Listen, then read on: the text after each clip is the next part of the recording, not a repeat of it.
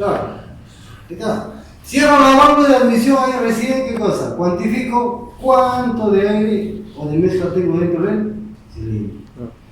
Ustedes saben que la válvula de admisión no se cierra en el punto muerto inferior. Se cierra pasando el punto muerto inferior ya durante el tiempo de compresión. En ese periodo adicional que hay, ¿sí?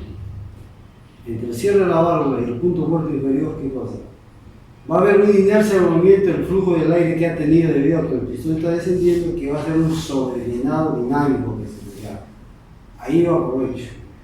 Cuantifico esa masa adicional que estoy ingresando para determinar mi masa total real que tengo, ¿no?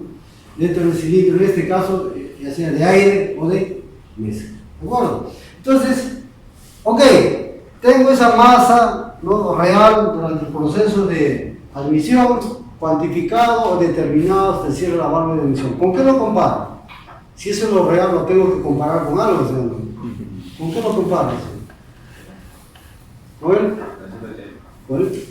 Para esa misma condición, ¿sí o no? Si quiero comparar la masa de aire, ¿sí?, debo cumplir las mismas condiciones para la parte real como la parte real. Entonces, eso es lo que relaciona el coeficiente llenado, señores, por rendimiento volumétrico. ¿Qué es lo que dice? La masa, ¿qué cosa? De aire real que tú tienes dentro del cilindro ya puede ser el flujo o la masa, ¿no? La masa de aire real que tienes dentro del cilindro hasta que se ha cerrado la válvula de admisión con la masa, ¿qué cosa? De aire también, ¿qué cosa? Pero teórica, ¿no?, que debería haber, ¿no?, dentro del cilindro, ¿sí?, hasta el momento en que se cierra la válvula de admisión, pero sin considerar las. Entonces, de ahí viene este indicador que cuantifica el proceso de admisión. Entonces, dijeron, señores, ¿cómo valoramos el proceso de admisión? Allá, aquí está, a través de este indicador que tiene el nombre de coeficiente de llenado, rendimiento, volumen. Listo, aquí está, esta es su concepción física. Y acá el aparato matemático, la fórmula, cómo usted lo va a calcular, y es una segunda etapa. Muy bien, hemos definido eso. ¿Y el otro parámetro cuál es? El coeficiente de exceso de aire. ¿Sí? Bien. Díganme ustedes, señores, en un motor, en un vehículo, ¿sí?, usted sabe que lo que combustiona, ¿qué cosa es? ¿Es el aire solo? ¿Es el combustible solo? ¿Qué es lo que combustiona? Una mezcla de aire combustible en parámetros definidos. ¿De acuerdo? Entonces dijeron, bueno, hagamos una cosa, clasifiquemos el tipo de mezcla que estoy ingresando al cilindro. Entonces dije, muy bien, lo vamos a clasificar. ¿Pero cómo lo vamos a clasificar? A través de un indicador. En este caso es alfa o lambda, ¿no? Alfa es o lambda dentro de la temperatura, ¿no?, general conocida. ¿De acuerdo? Y ahora, este parámetro, ¿qué va a cuantificar? Hemos dicho qué tipo de mezcla tengo dentro del cilindro. ¿Y cómo lo vamos a cuantificar? Entonces ahí viene ya la parte de química que usted estudiaba. Si yo tengo, en este caso, un combustible, va a reaccionar con un oxígeno, en este caso con el aire, ¿sí? ¿Qué es lo que se va a producir? Tengo combustible, ¿sí? Lo voy a hacer, ¿qué cosa? Lo voy a mezclar con el aire. Concretamente a mí me interesa el oxígeno, el aire, ¿sí? ¿Ahora qué? Combustión. ¿Qué es lo que me va a originar? Una reacción a una presión y temperatura definida. ¿Qué es lo que me va a originar, señor?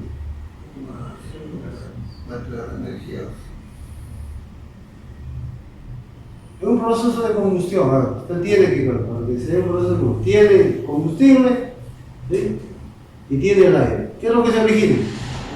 Ya, pues combustiona, se produce cosa, calor. Ya, calor se produce, señores, combustiona, y ese calor, ¿qué cosa? Nosotros ese tipo de energía lo debemos convertir a otro tipo de energía, que se dé el motor. La energía calórica se va a transformar en energía mecánica, que es lo que da, ¿qué cosa? El movimiento, ¿no?, o el funcionamiento del motor. Esa energía se transmite, ¿qué cosa?, al sistema de potencia, al sistema de propulsión del vehículo, y por eso se desplaza el vehículo. Pero aparte de eso, ¿qué más tengo? Ok, se ha producido calor, ¿qué más? Gases.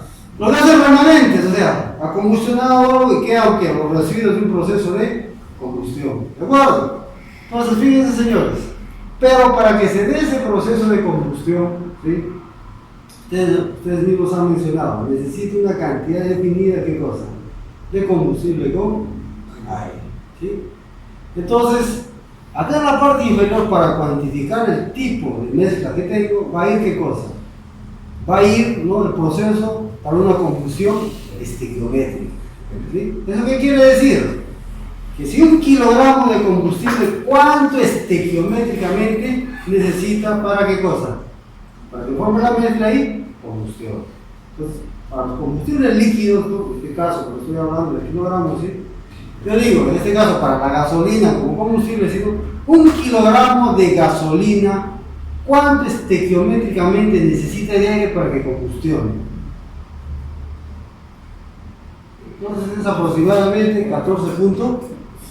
¿Sí? Entonces, acá sería así: 1 kilogramo de combustible, en este caso la gasolina, ¿cuánto de aire necesita? 14.7 kilogramos de aire.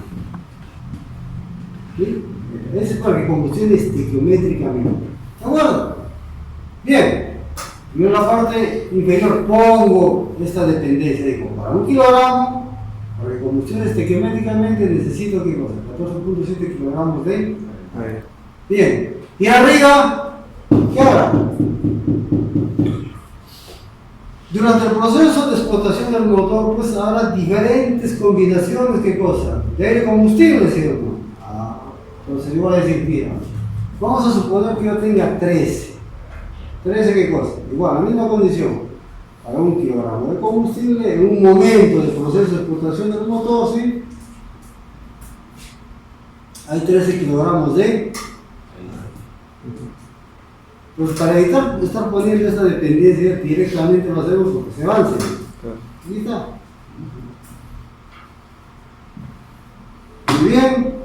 Acá en la parte inferior voy, siempre en el denominador voy a tener la condición estequiométrica.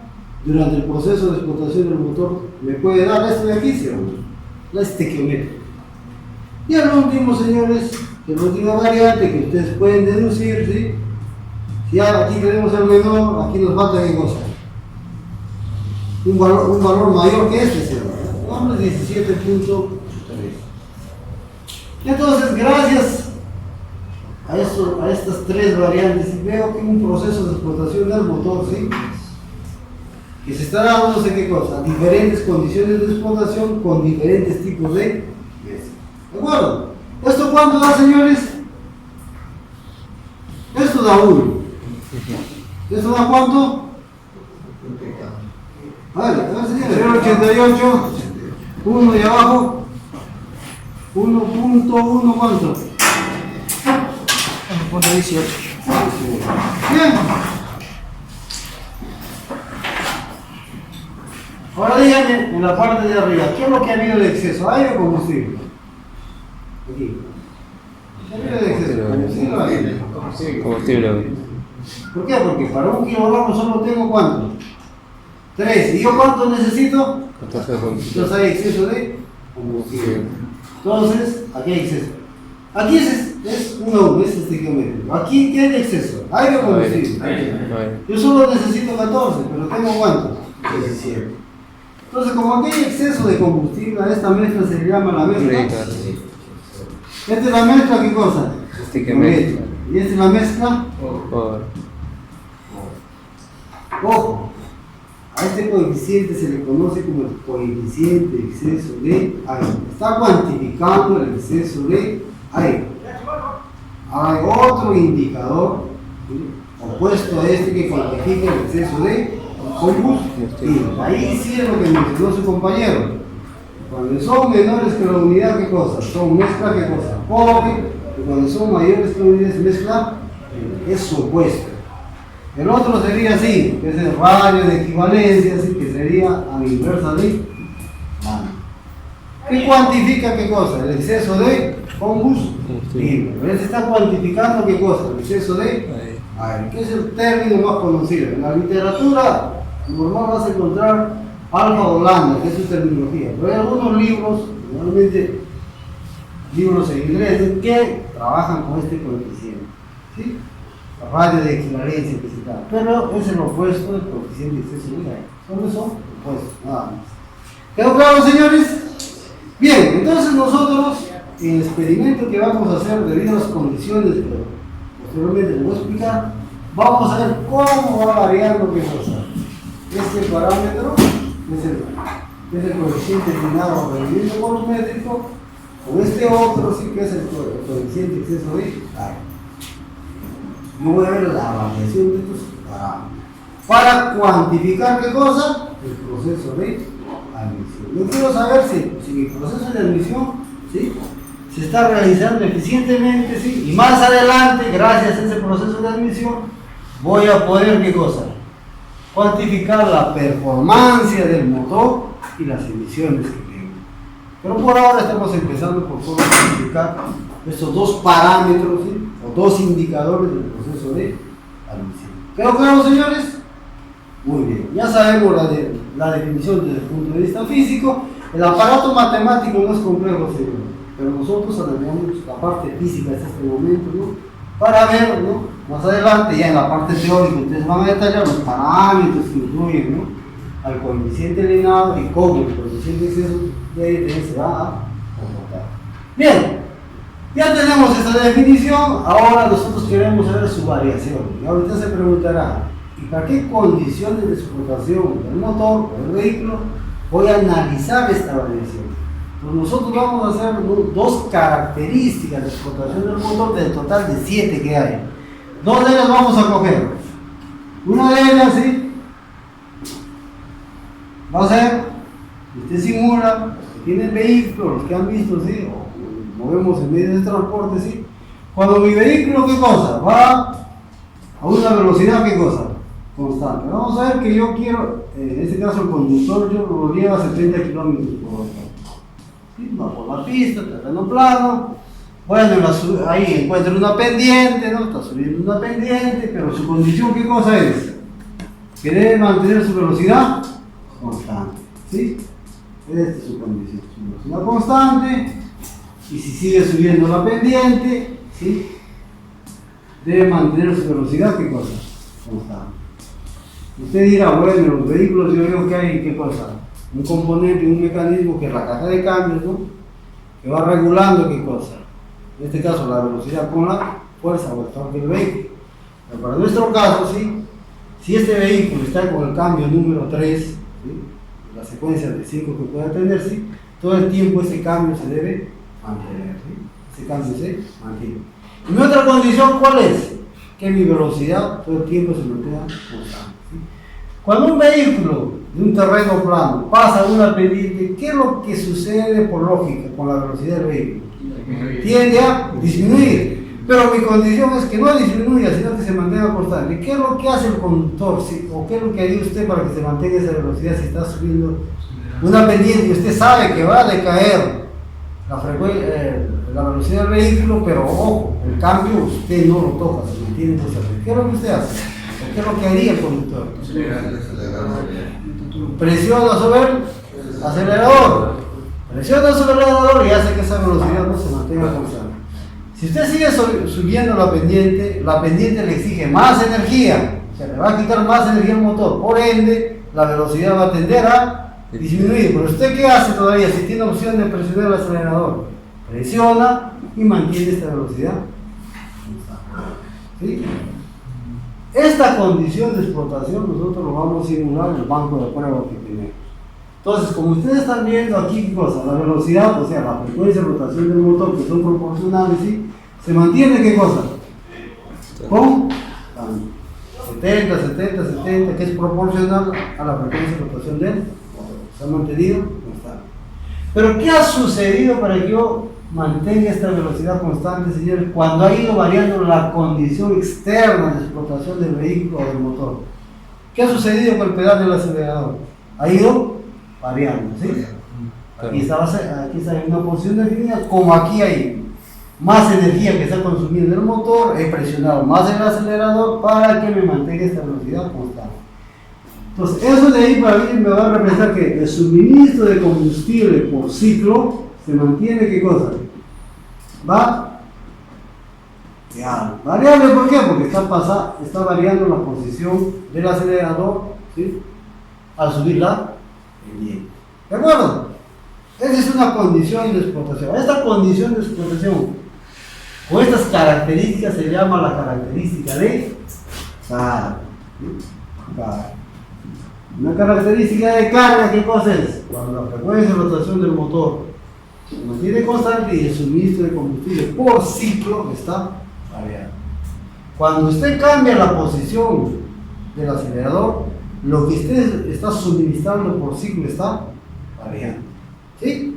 Entonces, vamos a simular este proceso de explotación en el banco de prueba que tenemos nosotros. Y la otra característica, ¿sí? Usted podrá deducir, si aquí estoy estudiando la velocidad constante, la otra, ¿qué puede ser? La velocidad variable, ya, vamos a estudiar entonces la velocidad variable, pero ¿qué condición debo cumplir? El combustible constante. Entonces, acá diría, cuando usted dice mi frecuencia de rotación o del motor debe, ¿qué cosa ser? Variable. Entonces, ¿qué pasaría con el suministro de combustible por ciclo? ¿Qué debe ser? Constante. Debe ser constante. Y ahora, ¿cómo eso se manifiesta en el vehículo? Entonces, usted está por acá yendo con su vehículo, ¿sí? Aguanto, ya, 170 kilómetros por hora. Es la máxima posición que consta del acelerador, ¿sí? Ya está. En el cambio número 5, 1 a 1, ¿sí? Por la relación de transmisión de viento. Bien. Entonces dice que el suministro la cantidad de combustible por ciclo se debe mantener constante. Y habíamos dicho que eso depende de la posición del acelerador. Si el acelerador está en la máxima posición, no hay opción. El cambio es el número 5 y eso tampoco va a variar. Muy bien. Entonces, ¿qué va a suceder acá, señores, cuando se enfrente a la pendiente? ¿Qué va a pasar con la velocidad? Ya, pues si su velocidad es 170, acá su velocidad, ¿cuánto va a ser? Ya, habrá que poner 130 kilómetros por hora. No he hecho ningún cambio. Con el mismo cambio que estoy acá, aquí lo mantengo. La posición del acelerador es más posición. Usted ya no tiene opción a mover. No hay más. O sea, lo voy a mantener constante. Por eso dice acá que el suministro de combustible por ciclo es constante porque la posición del acelerador se mantiene constante. Bien, si sigue subiendo la pendiente, ¿qué va a pasar con la velocidad? Va a ir disminuyendo, ¿sí o no? Ok, entonces acá ya le vamos a poner 90 kilómetros. Y el cambio sigue siendo el número 5, no ha cambiado. Porque si aquí hago otro cambio diferente, ya es otra condición de explotación que ya no competiría a esta condición que debe cumplir. ¿Queda claro, señores? Entonces, a esta condición de explotación del motor, la segunda que hemos visto, cuando la posición del acelerador está en su posición máxima, se le conoce como la característica, ¿qué cosa? De velocidad externa.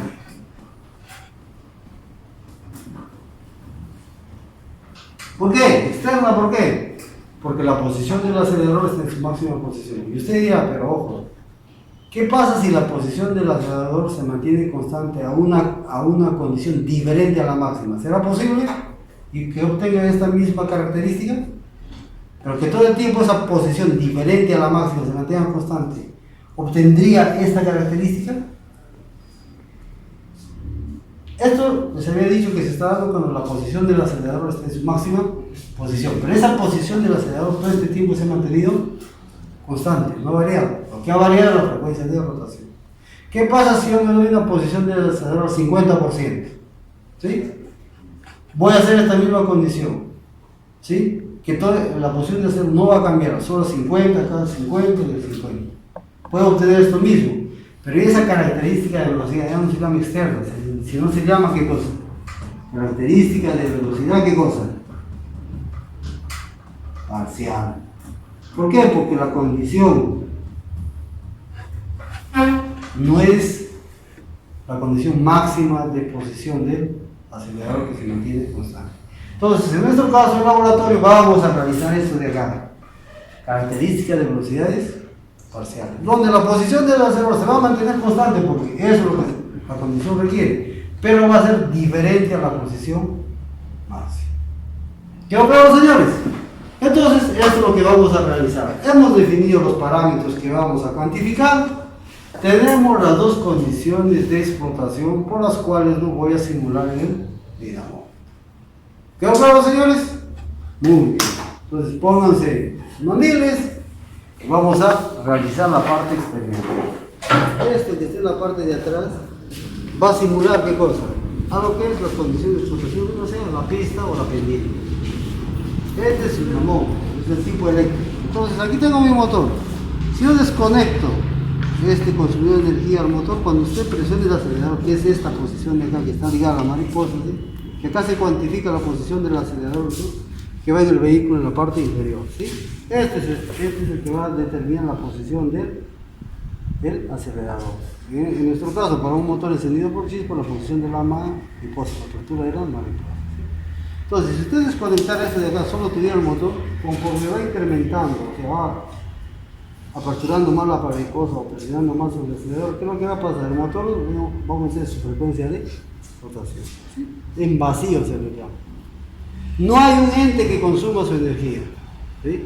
Entonces, para simular, en este caso, ya sea la pendiente, que se va dando externamente, o la carga externa del vehículo, ¿sí? Le ponemos, ¿qué cosa? En este caso, a un dinamómetro, a un consumidor de energía, que simule esa condición externa de explotación, pero lo vamos a realizar en laboratorio. Y usted dirá, acá no está la caja de cambio, que es el vehículo. ¿Se acuerdan? Para las condiciones habíamos dicho que se mantiene constante. Ahí está, pues, como se mantiene constante, desaparece. Listo. Porque estoy en laboratorio, porque si cambiara la posición del cambio dado, ya es otra condición de explotación. Entonces estoy simulando el proceso de explotación del vehículo, concretamente, pero claro, es un motor. Es una parte, ¿no?, para determinar la performance del motor. Hay otro tipo, ¿no?, de dinamómetro que es de chasis, donde ya está el vehículo completo. Aquí estamos determinando solo al motor. Pero si usted ya quiere hacer un estudio más completo del vehículo, entonces lleva el vehículo a un dinamómetro de chasis que se llama. Que algo similar, usted va a simular el proceso de explotación del vehículo. Bien, entonces aquí está nuestro consumidor de energía, señores. Él va a consumir este dispositivo, este dinamómetro eléctrico, va a absorber, ¿no?, la energía del motor de acuerdo a las condiciones que ahí se había regulado. O sea, yo voy a simular que estoy en terreno plano, de repente estoy subiendo en pendiente. A través de este dispositivo, en este caso eléctrico, dinamómetro, voy a simular ese proceso de explotación. ¿Qué es lo que vamos a hacer? Y gracias a eso yo voy a cuantificar qué cosas. Esos dos indicadores que hemos estudiado, el coeficiente llenado y el coeficiente CC, que se está dando en un proceso de explotación del motor para dos características. ¿Quedó claro, señores? Entonces aquí Alexi nos va a ayudar en la ejecución de nuestro laboratorio, ¿no?, para las dos características ya que hemos estudiado. Profesor. Hola, ¿qué tal? Buenos días. Más o menos ya saben de lo que se trata el laboratorio, ¿no? Entonces, a ver, vamos ahora a ubicar a algunos voluntarios primero, para que vayan midiendo los parámetros que están ahí en el protocolo, en la pizarra. A ver, primero, delta DH. ¿Para qué mides? Sí, claro. Sí. Ese parámetro lo vamos a medir acá en este manómetro inclinado, está a 45 grados. Entonces, lo que hace que cuando el motor está en funcionamiento, ¿no?, los pistones al descender crean una succión, vacío, ¿no? Entonces, esta manguera está conectada directamente a la pista. Entonces, por aquí va a jalar ese líquido que se va a succionar y este de acá va a bajar. Lo que queremos es la diferencia. Eso es lo que vas a medir. Ahí sale como si era el tanque. No, este es un tanque vacío, está conectada a la mesa. El combustible se encuentra acá. Sí, así. Luego, a ver, tenemos tiempo, está graduado, ¿no? Por ejemplo, acá tenemos placas. El volumen que vamos a medir es constante de esta placa, de esta placa, el inicio de esta placa a esta placa. De la parte placa. de la parte superior. Si nos paramos por este lado, tiene un centro, de centro a centro, perfecto. ¿Ya? De centro a centro. Así es, sí. Acá te voy a habilitar un cronómetro. acá está, ¿no? Entonces, cuando el motor esté en funcionamiento, el combustible que se encuentra acá, ahora lo voy a llenar. Ahí llena, ¿ya? Cierro. Entonces, el combustible que está acá va a empezar a bajar, a ser consumido. ¿Ya? Tú ves que pasa por el medio, le das a start, ¿ya? Para que estar bien atento y tratar de nivelar de ahí tu visión. Llega por acá y le haces stop. Entonces ahí tienes un tiempo. ¿Ya? Ahí trabajan los dos. Esos dos primeros, no, de acá acá no. Sí, de acá a acá es delta de V, ¿no? Que es un 16 de pinta inglesa. Aproximadamente es casi 30 centímetros cúbicos. Sí, sí, para cada punto, ¿no? Preferible es lo más cerca, sí, no excedernos porque como vamos a estar en constante medición, a veces demora y va a ser un poco más incómodo. Señor, dijo Sí. un 16avo de qué unidad? De pinta inglesa. Pinta. Sí. Al final del laboratorio, a su delegado yo le voy a enviar a su correo una hoja de las características del banco. Ustedes pueden hacer sus cálculos. Ese motor es de 3 cilindros, es el motor del Lexus, el modelo C20 993. Luego, dos voluntarios más para medir lo que es fuerza.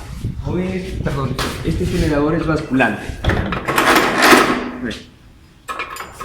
Pero cuando entra en funcionamiento, es arrastrado por el motor de combustión, tiene una tendencia de hacer fuerza hacia acá abajo. ¿Ya? Entonces, para tomar una buena medición, aquí en el dinamómetro, cuya escala está en kilogramos, si baja, yo lo voy subiendo. O si está muy arriba, lo voy bajando.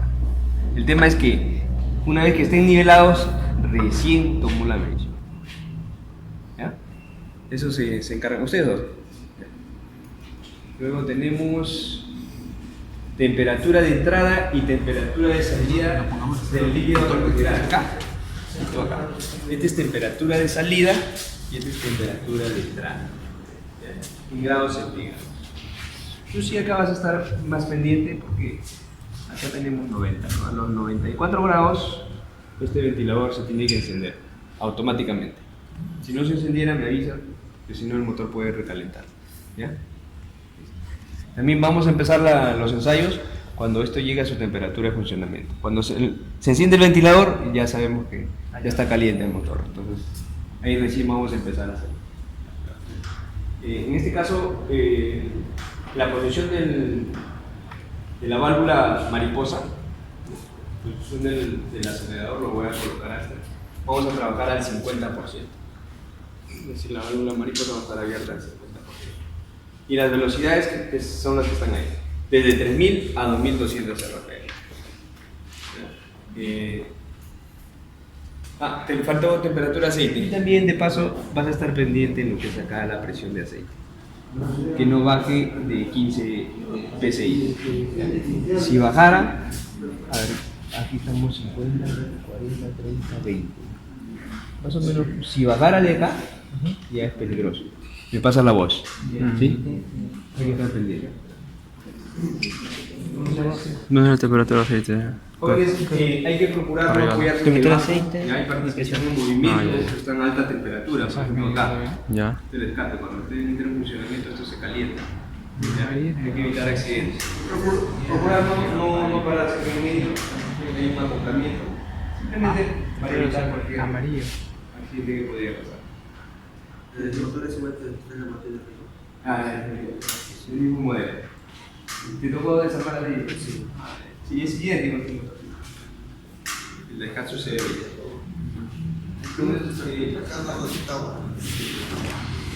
Jóvenes, a ver, pasen para que lleven sus orejeras.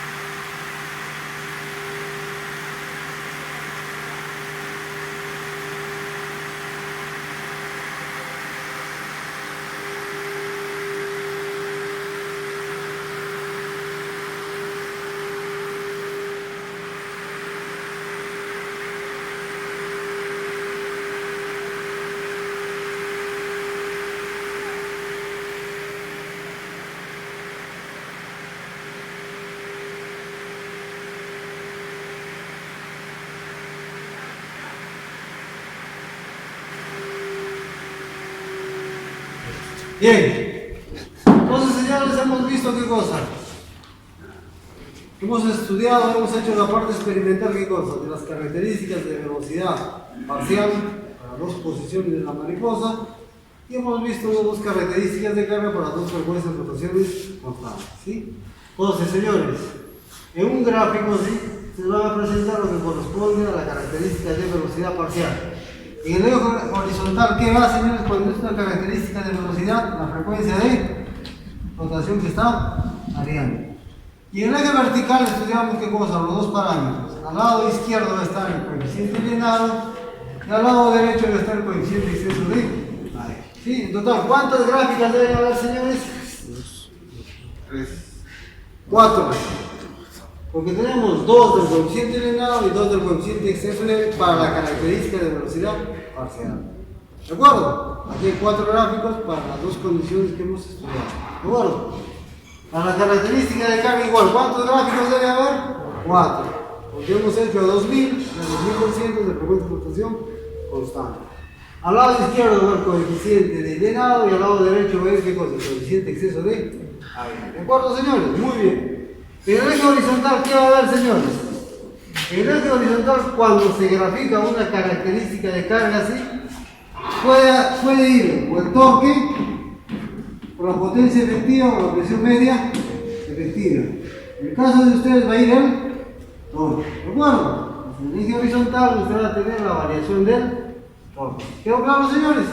Muy bien. Una vez que tengan los gráficos, ¿sí?, ahora viene el análisis de variación de estos parámetros, ¿sí? Entonces usted hace sus gráficos, ¿sí?, y debajo de su gráfico, donde corresponda según lo que va a estar desarrollando, ¿no?, nos explica la variación de estos parámetros para 3 tramos.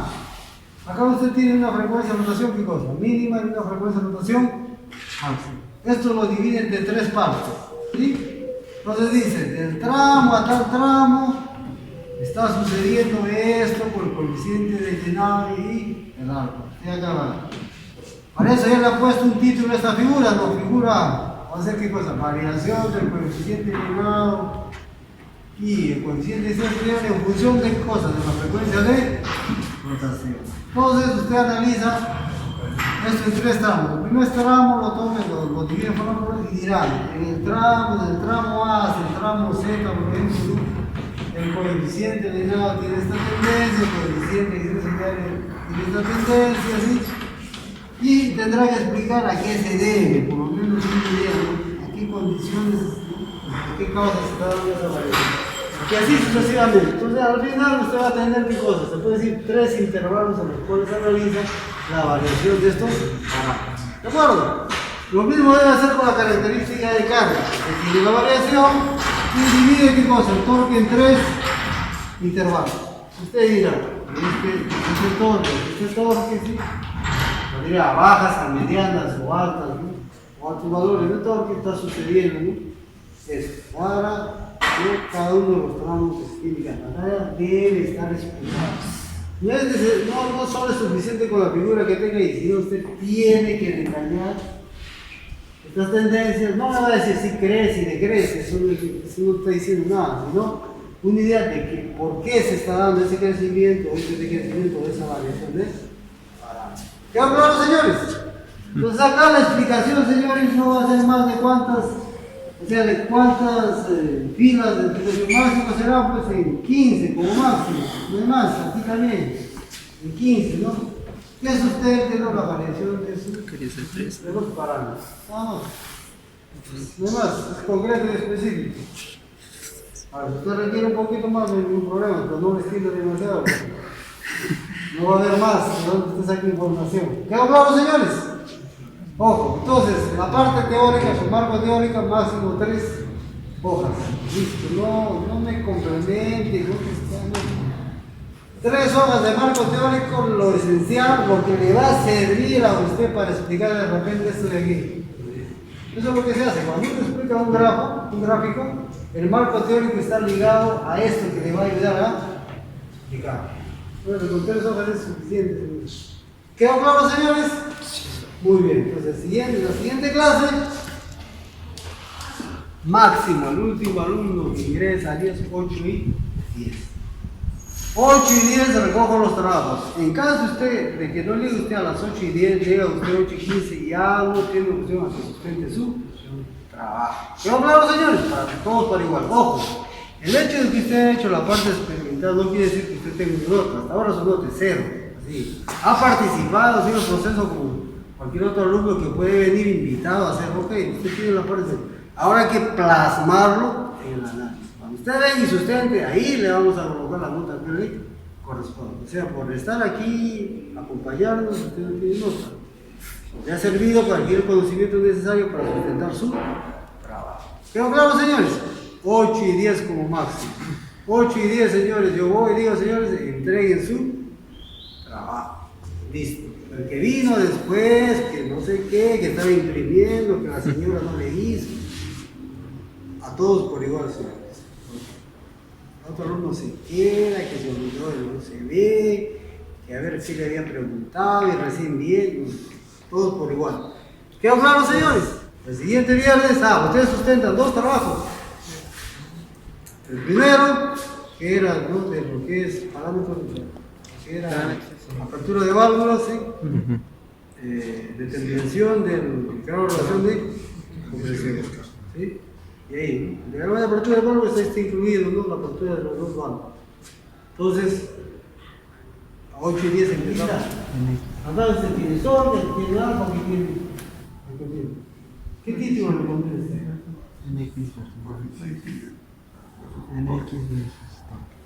¿Qué título? Vamos, señor.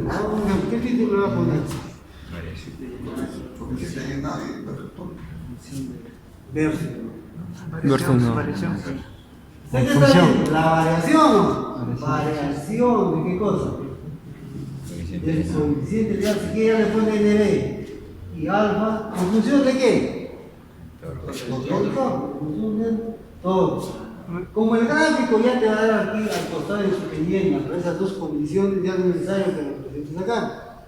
Porque puedes poner qué cosa, le pones en rotación qué cosa, ¿ves? 2000 y 2200, no constante, pero eso ya no es necesario, ¿por qué? Porque la leyenda acá va a ver. Cuando tú grafiques, te va a salir qué cosa. Y el color de curvas es a 2000, y otro es a 2000. Listo, así lo pongo. De tal forma que el peleo diga, variación de tus parámetros, en función de entonces. ¿Para qué frecuencia de rotación? Acá está. Listo. En caso de que no se especifique, no quiere usted poner acá, igual, pero lo pone acá. De tal forma que el título le da toda la información acá para entender. Bueno, ahora, si usted quiere ayudar una información aparte de lo que tiene acá, lo puede hacer dentro, todavía que sea algo importante que cuantifique. De repente, por decir, no, a las condiciones iniciales no normales, sino de temperatura, dice, aquí usted lo pone, porque es algo especial que usted quiere indicar. Pero mientras todo lo demás ha sido las mismas condiciones, no es necesario, no es suficiente. Y cuando usted explique, dice, la figura tal se muestra, está variando. De la figura se puede deducir en este tramo, así se explica. Y así usted va desarrollando su análisis para la redacción técnica. ¿Lo acabo, señores? Muy bien.